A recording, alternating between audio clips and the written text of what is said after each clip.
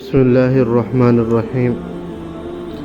ناظرین، آپ کو ڈیجیٹل لائبریری میں خوش آمدید کہتے ہیں۔ آج ہم علامہ ڈاکٹر اسرار احمد صاحب کی کتاب سانحۂ کربلا لے کے آئے ہیں۔ بڑی مفید کتاب ہے، شروع کرتے ہیں۔ بسم اللہ الرحمن الرحیم۔ سانحۂ کربلا، نحمدہ ونصلی علی رسولہ الکریم۔ اعوذ باللہ من الشیطان الرجیم۔ بسم اللہ الرحمن الرحیم۔ یا ایہا الذین آمنوا استعینوا بالصبر والصلاة ان اللہ مع الصابرین ولا تقولوا لمن يقتل في سبیل اللہ اموات بل احیاء ولکن لا تشعرون۔ وَلَنَبْلُوَنَّكُمْ بِشَيْءٍ مِّنَ الْخَوْفِ وَالْجُوعِ وَنَقْصٍ مِّنَ الْأَمْوَالِ وَالْأَنفُسِ وَالثَّمَرَاتِ وَبَشِّرِ الصَّابِرِينَ الَّذِينَ إِذَا أَصَابَتْهُم مُّصِيبَةٌ قَالُوا إِنَّا لِلَّهِ وَإِنَّا إِلَيْهِ رَاجِعُونَ أُولَٰئِكَ عَلَيْهِمْ صَلَوَاتٌ مِّن رَّبِّهِمْ وَرَحْمَةٌ وَأُولَٰئِكَ هُمُ الْمُهْتَدُونَ۔ صدق اللہ العظیم۔ ان آیات کی تلاوت اور ادعیہ مسنونہ کے بعد ڈاکٹر صاحب موصوف نے فرمایا، حضرات، 2 دن بعد محرم الحرام 1402 کی 10 تاریخ ہوگی، جو یوم عاشورہ کہلاتا ہے۔ یقیناً یہ بات آپ کے علم میں ہوگی کہ 10 محرم الحرام سن 61 ہجری کو ایک نہایت افسوسناک حادثہ دشت کربلا میں پیش آیا۔ ایک نہایت افسوسناک حادثہ دشت کربلا میں پیش آیا، جس میں سبط رسول سیدنا حضرت حسین ابن علی رضی اللہ عنہما اور آپ کے خانوادے کے اکثر افراد نیز آپ کے اعوان و انصار کی کثیر تعداد نے جامِ شہادت نوش فرمایا تھا۔ اس حادثہ کے متعلق یہ بات اچھی طرح سمجھ لینی چاہیے کہ یہ اچانک ظہور پذیر ہونے والا حادثہ نہیں تھا، بلکہ در حقیقت اسی صبائی سازش کا مظہر تھا، جو پورے 25 سال قبل اس سے بھی کہیں زیادہ افسوسناک حادثے کو جنم دے چکی تھی، یعنی نبی اکرم صلی اللہ علیہ وسلم کے دوہرے داماد اور تیسرے خلیفہ راشد حضرت عثمان ذو النورین رضی اللہ عنہ کی شہادت مظلومانہ۔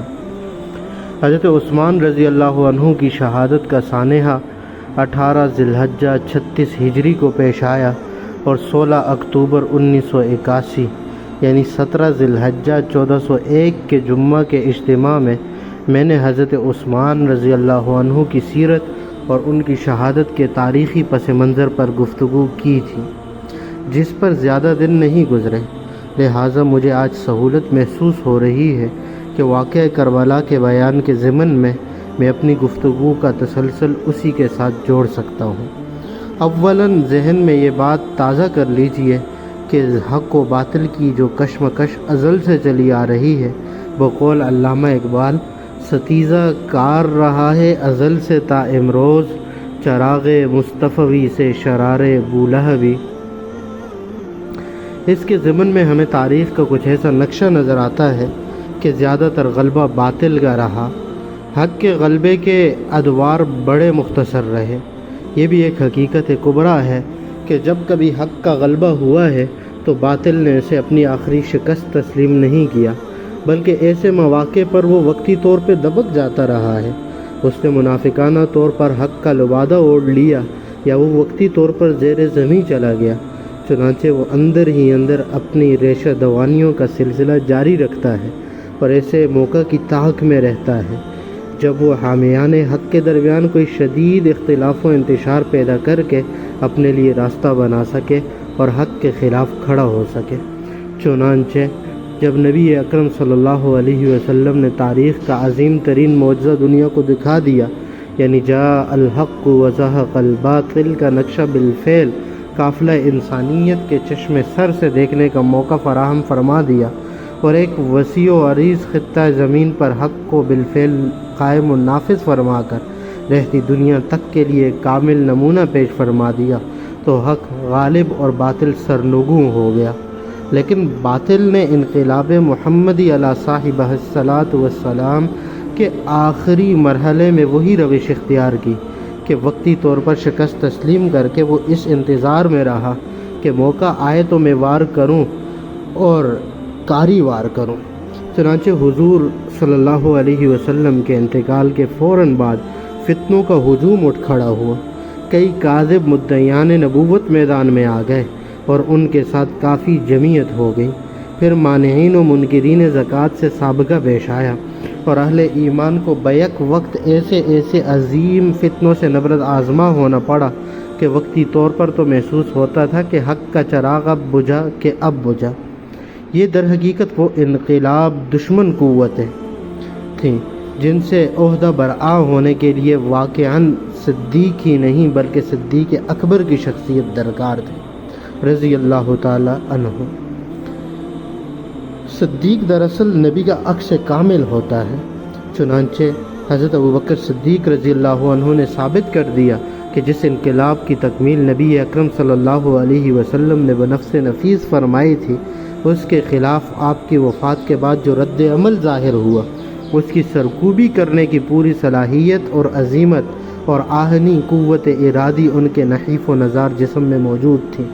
حضرت ابوبکر صدیق رضی اللہ عنہ نے نبی اکرم صلی اللہ علیہ وسلم کے انقلاب کو مستحکم کیا اور زمام کار حضرت فاروق اعظم رضی اللہ تعالیٰ عنہ کے حوالے کر کے وہ بھی اپنے مالک حقیقی کی طرف مراجعت فرما گئے۔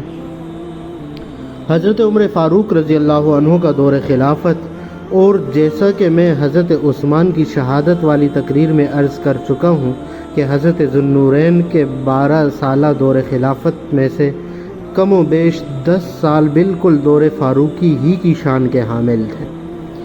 اچھا ناظرین، یہاں ایک بات سمجھ لیں کہ یہ جو کتاب جس کا تذکرہ ڈاکٹر صاحب بار بار جس تقریر کا ذکر کر رہے ہیں، تو یہ بھی شہید مظلوم کے نام سے کتابی شکل میں شائع ہو چکی ہے اور انشاءاللہ آئندہ جلد ہمارے چینل پر دستیاب ہوگی۔ تو آپ ہمارے چینل کو سبسکرائب کر لیں اور اس چینل سے جڑے رہیں تاکہ آپ ڈاکٹر صاحب کی کتابوں سے مستفید ہوتے رہیں۔ لہذا ان کو بھی شامل کر لیجئے تو یہ 20 سال اسلام کے استحکام اور اس کی توسیع کے سال ہیں۔ انقلاب محمدی علی صاحب الصلاۃ والسلام کے زیر نگی عراق و شام و فارس یعنی ایران کے پورے ملک اور شمالی افریقہ کا مصر سے مراکش تک کا وسیع علاقہ آ گیا اور اس پر اسلام کا جھنڈا لہرانے لگا اور اللہ کا دین غالب و نافذ ہو گیا۔ اب ظاہر بات یہ ہے کہ اس کے خلاف بھی ایک رد عمل ہونا تھا۔ یہ جو ہسٹوریکل پروسیس ہے، اس کے کچھ غیر متبدل اصول ہیں۔ آپ کے علم میں ہے کہ جس انقلاب کی تکمیل اندرون عرب نبی اکرم صلی اللہ علیہ وسلم نے بنفس نفیس فرمائی، اس کے رد عمل میں مخالفانہ تحریکیں یعنی ریئیکشنری موومنٹس اٹھ کھڑی ہوئیں، تو توسیع کا جو مرحلہ آپ کے جان نثاروں کے ہاتھوں انجام پایا، اس کا رد عمل کیوں نہ ہوتا؟ چنانچہ باطل نے پہلا وار کیا حضرت عمر فاروق رضی اللہ عنہ کی ذات پر۔ باطل پرست یہ سمجھتے تھے کہ شاید یہ پوری عمارت اسی ایک ستون پر کھڑی ہے، اس کو گرا دو تو عمارت زمین بوس ہو جائے گی۔ الحمدللہ کہ ان کی توقع غلط ثابت ہوئی اور عمارت برقرار رہی۔ یہ خالص ایرانی سازش تھی۔ ابو لولو فیروز پارسی ایرانی غلام اور اس کی پشت پناہی پر ہرمزان ایک ایرانی جرنیل تھا۔ اس سازش کی ناکامی کے بعد جو دوسرا وار ہوا وہ بہت کاری وار تھا۔ اس میں یہود کی عیاری اور قیادی شامل تھی۔ ان کا سازشی ذہن اور اس میں مہارت ضرب المثل بن چکی ہے۔ عبداللہ ابن سبا یمن کا ایک یہودی اٹھتا ہے، اسلام کا لبادہ اوڑھتا ہے، مدینہ منورہ میں آ کر قیام کرتا ہے اور نئے شگوفے چھوڑنے شروع کر دیتا ہے۔ کہیں محبت آل رسول کے پردے میں حضرت عثمان کی خلافت کے متعلق وسوسہ اندازی کرتا ہے اور حضرت علی رضی اللہ عنہ کے استحقاق خلافت کا پروپیگنڈا کرتا ہے۔ وہ کہتا ہے کہ ہر نبی کا ایک وصی ہوتا ہے اور وہی خلافت کا حقدار ہوتا ہے، تو اصل میں حضور صلی اللہ علیہ وسلم کے وصی حضرت علی رضی اللہ عنہ ہیں، لہذا خلافت کے حقدار وہ ہیں۔ ان کی بجائے جو بھی مسند خلافت پر فائز ہوا یا اب ہے وہ غاصب ہے۔ کہیں حضرت علی رضی اللہ عنہ کی الوہیت کے عقیدے کا پرچار کرتا ہے جس سے اسلام کی جڑ یعنی توحید پر کاری ضرب لگتی ہے۔ ایران نو مسلم جن کی گھٹی میں نسلاً بعد نسلاً شاہ پرستی اور ہیرو ورشپ پڑی ہوئی تھی، اور جو نسب کی بنیاد پر اقتدار کی منتقلی کے خوگر تھے، ان پر اس کا کتنا گہرا اثر ہوا ہوگا۔ کہیں بظاہر حضور صلی اللہ علیہ وسلم کی عظمت بیان کرنے کے لیے یہ نظریہ پیش کرتا ہے کہ جب حضرت مسیح علیہ السلام کا نزول ثانی ہوگا تو ہمارے رسول صلی اللہ علیہ وسلم جو افضل الانبیاء ہیں وہ بھی دوبارہ واپس تشریف لائیں گے۔ اب دیکھیے کہ غیر عرب نو مسلم خوش عقیدہ لوگوں کے دلوں کو یہ بات کتنی بھانے والی ہے کہ اس طرح حضور صلی اللہ علیہ وسلم کی عظمت کا بیان ہو رہا ہے۔ یہی حربہ ہے جو اس دور میں قادیانیوں نے استعمال کی۔ حضرت مسیح علیہ السلام کے آسمان پر اٹھائے جانے اور ان کے نزول کے عقیدے کی نفی کرنے کے لیے انہوں نے اسی دلیل کا رخ اس طرف رکھا کہ اس طرح تو ہمارے رسول کی عظمت مجروح ہوگی۔ یہ کیسے ممکن ہے کہ ہمارے نبی تو فوت ہو گئے ہوں اور حضرت مسیح علیہ السلام آسمان پر زندہ موجود ہوں اور دوبارہ تشریف لائیں؟ گویا اصل بات یہی ہے کہ عوام الناس کی اکثریت عقیدت کی بنیاد پر اس قسم کے مغالطوں میں مبتلا ہو جاتی ہے۔ ان باتوں نے سادہ لوگوں کے ذہنوں اور دلوں میں گھر کرنا شروع کر دیا۔ یہ شخص مدینہ سے بصرہ گیا، وہاں بھی اس نے اپنا ایک مرکز قائم کیا، پھر کوفہ گیا، وہاں اس نے اپنا ایک مرکز قائم کیا، دمشق جا کر وہاں کوشش کی لیکن وہاں دال نہ گلی، پھر مصر گیا، وہاں اپنے ہم خیالوں کی ایک جماعت پیدا کی۔ یوں ہر طرف اس نے ایک فتنہ فساد کی فضا پیدا کر دی، اور حضرت عثمان کے دور خلافت کے آخری 2 سال اسی فتنہ و فساد کی نظر ہو گئے، جس کا نتیجہ یہ نکلا کہ امام مظلوم حضرت عثمان رضی اللہ عنہ کی شہادت ہوئی، جو تاریخ انسانی کی عظیم ترین مظلومانہ شہادت ہے۔ اس کی وجہ یہ ہے کہ اگرچہ وہ اس وقت عظیم ترین مملکت کے فرمانروا تھے، لاکھوں کی تعداد میں فوجیں موجود تھیں جو ان کے اشارے پر کٹ مرنے کے لیے تیار تھیں۔ جب مٹھی بھر باغیوں نے شہید مظلوم کا محاصرہ کر رکھا تھا تو مختلف صوبوں کے گورنروں کی طرف سے استدعا آ رہی تھی کہ ہم کو اجازت دیجیے کہ ہم فوجیں لے کر حاضر ہو جائیں اور ان باغیوں کی سرکوبی کریں، لیکن وہ امام وقت یہ عزم کیے ہوئے تھے کہ میں اپنی جان کی حفاظت و مدافعت میں کسی کلمہ گو کا خون بہانے کی اجازت ہرگز نہیں دوں گا۔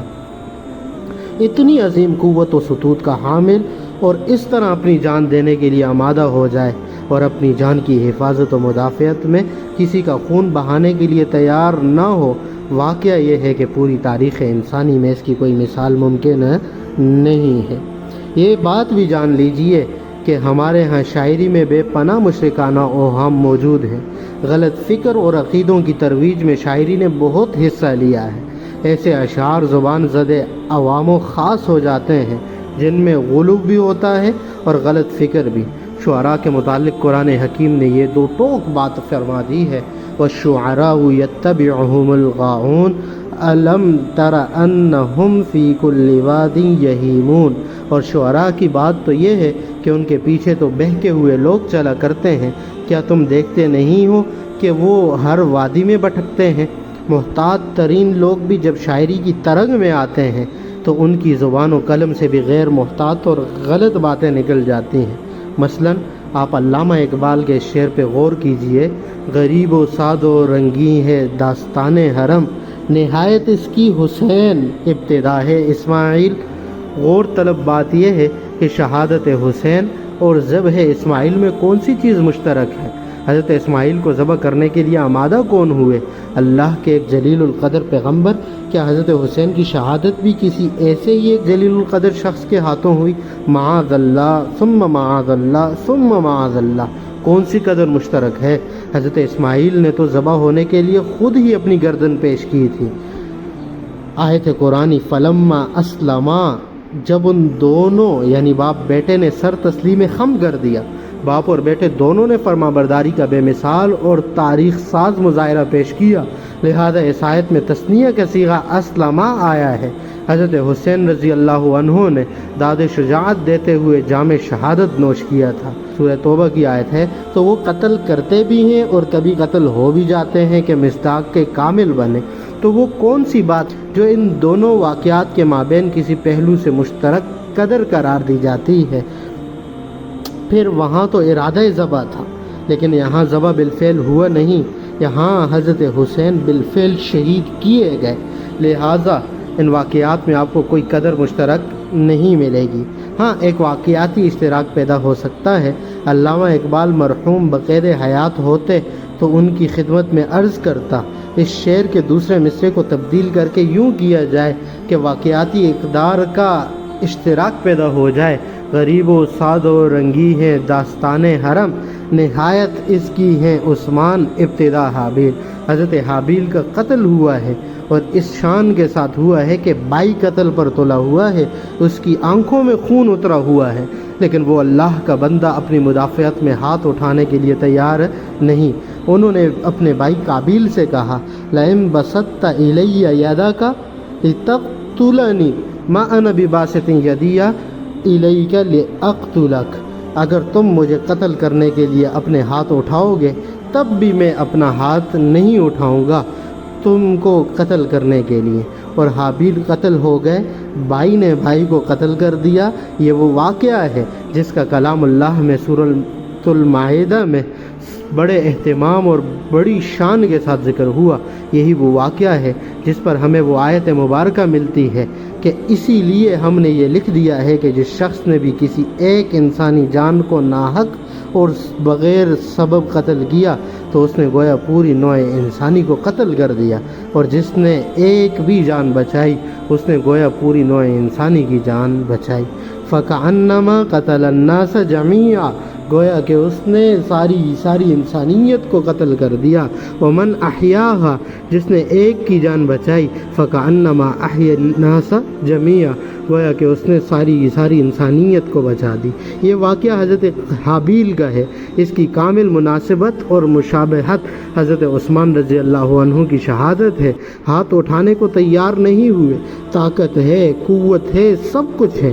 حضرت طلحہ، حضرت زبیر بن عوام، حضرت علی رضی اللہ عنہ محاصرین کی سرکوبی کی اجازت طلب کر رہے ہیں۔ انصار آ رہے ہیں کہ ہمیں اجازت دیجیے، ہم دوسری مرتبہ اللہ کے انصار بننا چاہتے ہیں۔ پہلے ہم نے جناب محمد الرسول اللہ صلی اللہ علیہ وسلم کی جان نثاری میں اللہ کے مددگار ہونے کا خطاب حاصل کیے، آج ہم خلیفۃ الرسول کی مدد کرنے کے لیے خواستگار ہیں، ہمیں موقع دیجیے ہمارے اس خطاب کی پھر تجدید ہو جائے۔